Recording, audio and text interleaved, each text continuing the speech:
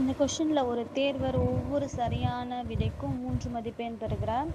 தவறான விடையளித்தால் 1 மதிப்பெண் இருக்கிறார். ஃபர்ஸ்ட் நம்ம எப்படி எடுத்துக்கலாம்னா, அந்த ஒவ்வொருன்னு ஒரு ஒரு எக்ஸ் போட்டுக்கலாம்.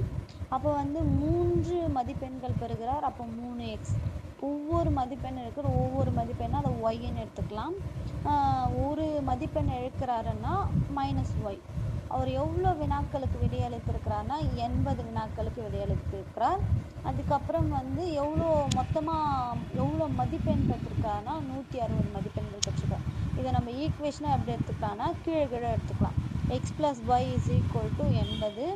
அதே மாதிரி 3x - y = 160. இப்போ ஒய்யும் ஒய்யும் கேன்சல் ஆகிடும். நம்ம எந்த சேஞ்சும் பண்ணல, அதனால் அப்படியே கூட்டிக்கலாம். 4x = 240.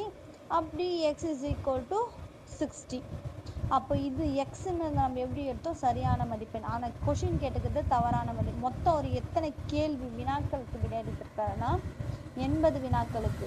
அப்போ 80லேருந்து நம்ம சரியான விடையை கழிச்சோம்னா நமக்கு தவறானது 20. நெக்ஸ்ட் கொஷினில் மோகன் என்பவர் ஒவ்வொரு சரியான பதிலுக்கும் 3 மதிப்பெண்கள் பெறுகிறார். தவறான.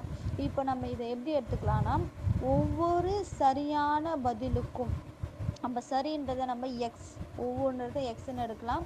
எவ்வளோ மதிப்பெண் பெறுகிறார்? 3 மதிப்பெண் பெறுகிறார்.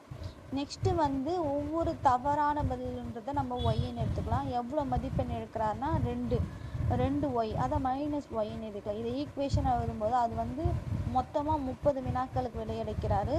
40 மதிப்பெண்கள் 30 வினா 40 மதிப்பெண்களை பெறுகிறார்.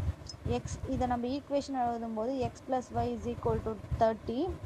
அதே மாதிரி இங்கே 3x - 2y = 40. இதை நம்ம எப்படி சேஞ்ச் பண்ணிக்கலாம்னா, ஈக்குவேஷன் 1 நம்ம 3ஆல் மல்டிப்ளை பண்ணிக்கலாம்.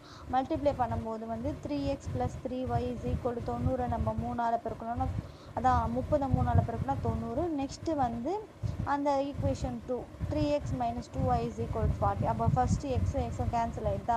இதை நம்ம மைனஸாக மாற்றும் போது கீழே இருக்கிற 2y +2y மாறுது. மொத்தமாக 5y = எவ்வளோ, 40 போச்சுன்னா 50. ஒய்ன்றதை நம்ம என்ன, y = 10. ஒய்யை நம்ம என்னன்னு எடுத்துக்கிறோம், y என்பது தவறான கேள்வி. அப்போ தவறான கேள்வி 10. அவர் மொத்தமாக எத்தனை கேள்வி